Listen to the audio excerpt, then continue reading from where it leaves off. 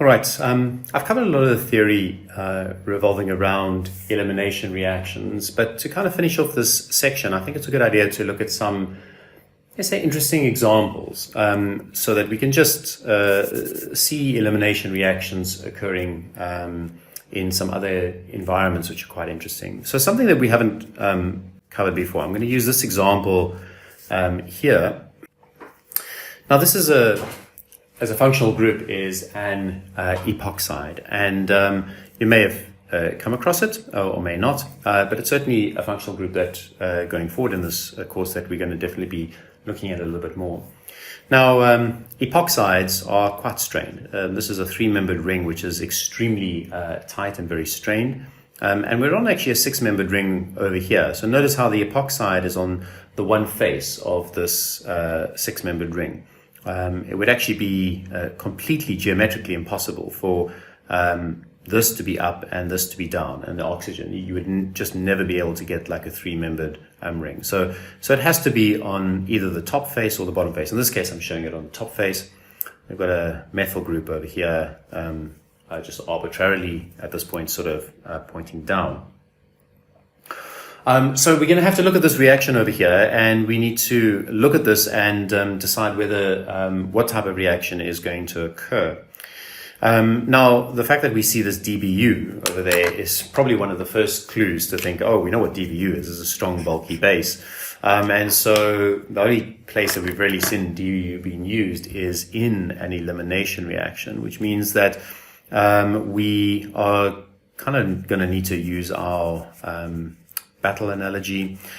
We do have this element of elimination going to occur, but for an elimination to occur, we need to have a leaving group, and we need to have a hydrogen which is alpha to that leaving group.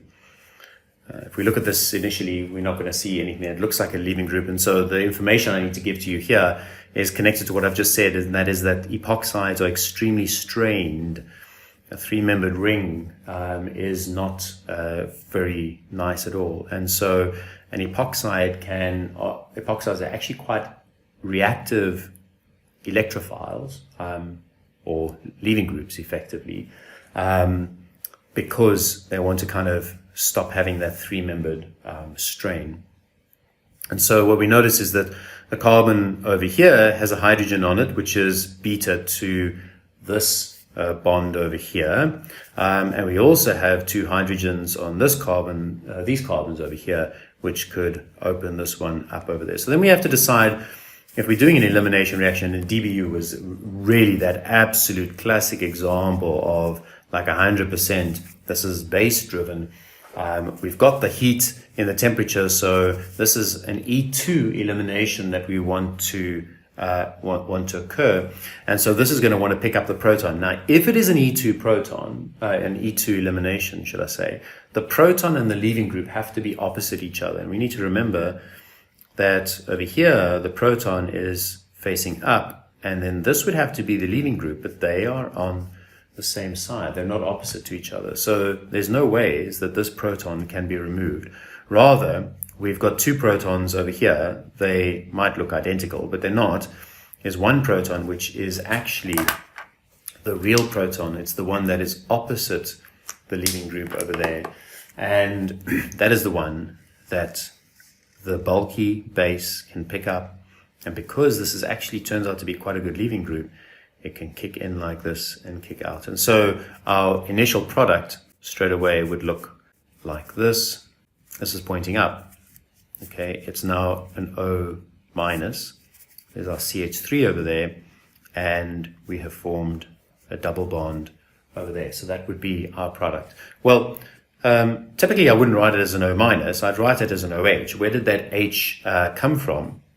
Well, if you remember, in this case over here, it's quite easy because the dBu itself had picked up that proton. And remember that the pKa of dBu was only about 12.5.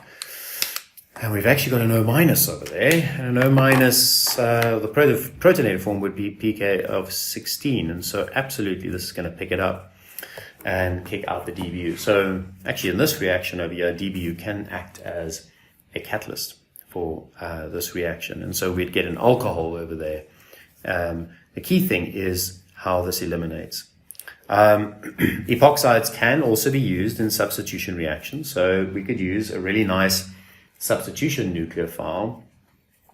For instance, the phenolphthaleate is really nice, and it could add to either of those sides. And that's one of the things that we will have to look at in a future lecture. But for now, you could be able to put in it reacting and draw out both possible products acting as a nucleophile, which would be a good idea.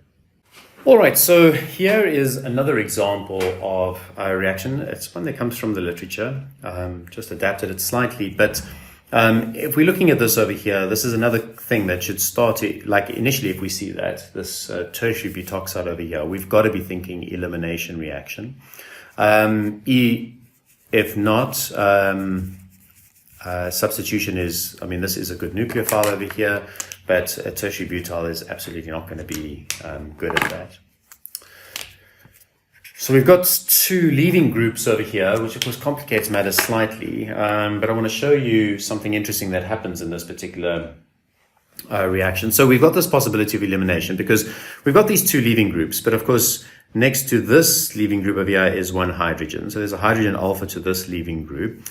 And next to this leaving group over here, there's two alpha hydrogens over there. So actually we do have alpha hydrogens. So elimination is going to occur. In terms of the base, we are also sitting very much on the strong, bulky base. And this is really going to push things towards an elimination. There really is no hope of a substitution occurring with the tertiary butoxide. So even though this is done at room temperature, which of course would be one of the things that we'd look at and say, maybe is this actually an elimination reaction? The fact that we're using this really strong, really strong, but very bulky base over there tends us towards an elimination. So then the question is, well, what happens? We've got two leaving groups over here. So, well, let's just think about what might happen first. This is big and bulky. And so probably what it wants to do is to eliminate the most accessible hydrogens, which would be one of those hydrogens over there. So we've got one of those being the more acidic, it's not more acidic, but either one of those, so long as it is anti-periplanar to this bromine. There's no chiral center here, so it doesn't matter. We can choose it at this point.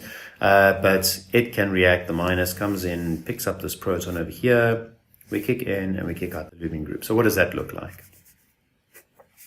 So we get to this as the product. And you notice how I've drawn the E product over here, not the Z, but the E product or trans, another way of describing it, because this would be the major product. For E2 eliminations, if we don't have, it must be anti-periplanar in terms of the elimination. There's no stereochemistry there, so we can't actually predict exactly which one will be. Either one of these H's will be available, and it's going to get itself into conformation, which will give the major product being the trans. So that's fine, but what I want to show you here is that in this reaction, provided we've added enough base, and in all reactions, every reaction that we see, unless we're told, like the number of equivalents of reagent that we have, we must assume that it is in excess. And here is something where elimination reactions can do something which is not unusual, not what happens in substitution reactions. We can get a second elimination occurring on this because the O minus is a strong base, and this H and the leaving group are still set up for an elimination to occur. And so it can pick up the proton and we can kick in like this. And this is one way that we can make the alkyne functional group through effectively a double elimination reaction. This is pretty cool. Okay, so we get to an alkyne functional group. Remember there was one H over here as well. We didn't pick that up, couldn't eliminate that way. So we've got an H over here. And we have eliminated two equivalents of leaving groups. So we'd have two equivalents of KBr, that's the counter ion, plus the two equivalents of tertiary butanol. And so if we've got two leaving groups vicinal to each other, so on the two carbons next door to each other like that, this is one way that we can make is through a double elimination reaction, and it is quite successful. So I want to look at quite a cool example of how we can pull together some other information that we've covered, which is cyclohexane rings and the substitution patterns that they have, whether things are axial or equatorial. I want to look at these two reactions, and you'll notice that I've basically set it up very much the same. It's just that this one over here, the bromine is down, and this one over here, the bromine is up. So these are diastereomers of each other, but otherwise would look like quite similar molecules. In both cases, our bromine is clearly our leading group that we have, the leading group, and we also have our nucleophile over here, which is actually our strong base, so not a nucleophile, but rather something that's going to favor an elimination reaction occurring. That is our key. The next key bit, of course, is whether that is going to be a nucleophile or a strong base. The heating that I put over here is strongly suggestive that we are going towards an E2 type of reaction. So we can definitely eliminate. We've got the leaving group, we've got protons there, we've got protons there. We've got our leaving group over here and protons here and a proton over here. So elimination is possible. In terms of temperature, the temperature is really giving us the clue that we on this sort of E2, and the fact that we've got a base over here. It's not bulky, but it is a base, and because of the temperature, this is definitely looking much more like a elimination reaction that's going to occur. Really, that's the point over here versus a substitution reaction.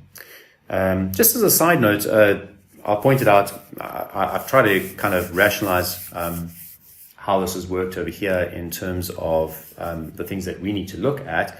But just in the literature, I have not seen examples where even something as small as an ethoxide does a substitution reaction on a cyclohexane ring. It's always an elimination reaction, even at lower temperatures. But I include the temperature here just because it's helpful as we're learning this, just to kind of recognize the difference in an elimination reaction. So what happens in this reaction over here? Well, there are two possibilities for this over here. Why? Because the bromine is pointing down, so we've got this proton that's pointing up over here. So the proton that is up is anti-periplanar to this bromine over here, which means that we can eliminate this proton and get a double bond. We also have two protons over here, one that's pointing down and one that's pointing up. And so over here, we have the possibility of also removing that and getting the thing. So this reaction over here has two possible products. Let's draw those out quickly. All right, so those are two possible products, and the major product must be this one over here, based on the Hofmann's rule that we are looking for Zaitsev's rule, which is looking for the most substituted of the alkenes being the favored one. That's the major product. This will be the minor product over here. Okay, so if we'd used a sterically bulky base over here, not the ethoxide, then this would have been the major product, because this would have been sterically bulky. So that would have been Hofmann's rule, which would have done that. So nothing terribly exciting about this. And if we look at this one over here, there is only one product that can form, because over here the proton is facing up, and that means that these two can no longer be anti-periplanar. So there really is only one product that can form, and that is where it's come from the other side, and so we get this product being formed over here. Now this is not the cool stuff. Wait for it. This is the only product that's formed, and yet here's the really weird thing over here. This reaction is very slow. And why is that? Why should this reaction be extremely slow? This one over here occurs very quickly, and we've got two possibilities that form. But over here, there's only one possibility that forms, and yet it is very slow. And to answer that, one has to look at the cyclohexane chair conformation of that. So let's just draw this out. It's good practice to do that. So if you want to, it's a good idea to just pause the video and try and draw out the two chair conformations of this for practice. All right, this is the first chair conformation that I've drawn out. And as you can see, this before I draw the other one out, you can see that this one over here must be the most stable of them. So we've got the isopropyl group coming down, and it's down equatorial. in this position, and next door to it is the bromine, and the bromine is up, but it's in this position is up, equatorial, so it's up. And over here we've got the methyl group, one away from that, which is up, equatorial. And let's do the other conformation, which would, if these are all equatorial, it's going to end up all axial. So here we have the other conformation. Notice the way that I did it. I just like to always draw the same chair shape. I just find it easier to do that. All I need to do is just move things across one, because if this one where I started, the isopropyl group was put here, it's down and that's equatorial. The flipped conformation means the isopropyl group must be pointing down and axial. And that could be on this carbon over here, this carbon over here, or the carbon at the back over there. So I chose here, and then I had to fit everything in exactly the same way. So the bromine over here is now axial up and axial up over there. So in both cases, we've got these bromines over here, and this is the key thing as to why this reaction is very slow. Remember that for an E2 elimination, the leaving group and the proton have to be anti-periplanar to each other. In this particular conformation, this boat conformation over here, we've already established that this proton that is pointing up, it's going up axial, and this is up equatorial. They're on the same side, and they can never be anti-periplanar to each other. And notice here that if we do the two H's on the other side over here, that there is no H which is anti-periplanar to this. This H that is pointing up, which is axial, is on the same face as this bromine over here, and they're not anti-periplanar to each other. This H over here, which is equatorial and is down, is, however, not anti-periplanar to this bromine over here. The bond that is anti-periplanar to this bromine is this one over here. Those bonds are anti-periplanar to each other. That's that Z effect that you get over there.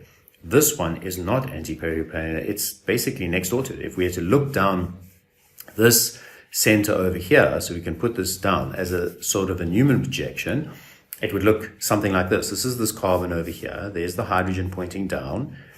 All right. There's our bromine, and there's this thing over here is part of the ring. So I'm just going to put a C over there. Maybe just make it a colored in ball.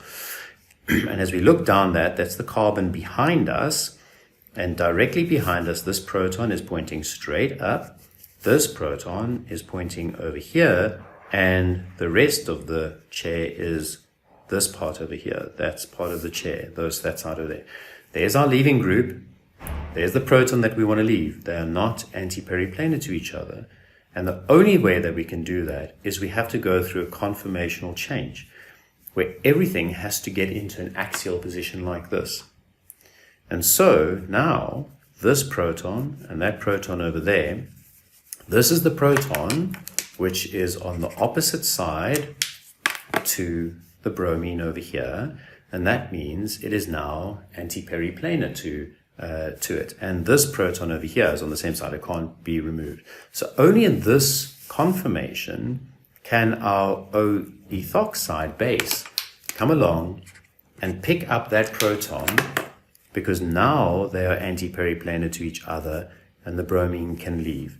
How would the Newman projection of this look? So here I was looking down this bond over here. I want to look down the same bond. The same bond is this one over here. So I've got to look down. This becomes a little bit more tricky to do if you're looking at this. So we've got to have this H over there. It is a bit more tricky to do, but essentially the front carbon that we're going to look at looks like that. And then we've got the back carbon over there. So it will look like that. So the bromine is going straight up, is now axial up over there. It was equatorial up, now it's axial up. This over here is the carbon chain, and the H is coming out this side over here. And on the back, we've got the H, which is axial down. Looking at it, we've got the other H, which is sitting over here, and then the rest of the carbon chain, which is sitting over there. So just highlight them, and we can see how, so this proton, it was actually, I'm going to color it in, it's not the acidic one, but do you notice how this front thing, when the chair flips, what happens is this bit turns to that, and the back one turns as well, and that's what you get. And so these are then anti-periplanar to each other, and we can do this elimination reaction. There's quite a lot of information in here, so let's just go back to it and look at that. So in this case over here, the bromine, if we're to draw out the chair of this bromine over here, we would actually find that the bromine is in an axial position. You should go and do that to make sure that you understand that. The isopropyl group, which is really big, will be equatorial, so equatorial down. So this has to be axial down. It's already primed. It's in the axial position. The leaving group, if it's in an axial position, the proton on the other side will be anti-periplanar. All right, the leaving group does need to get to an axial position. So because this is big, it locks the thing into a equatorial down. So this means this will be axial down and this will be equatorial up. You can go and draw that out and see for yourself. What that means is that this proton and this proton over there are both axial and anti-periplanar to this bromine over here, which means that in this reaction, two products can form, and the major one will be the most substituted.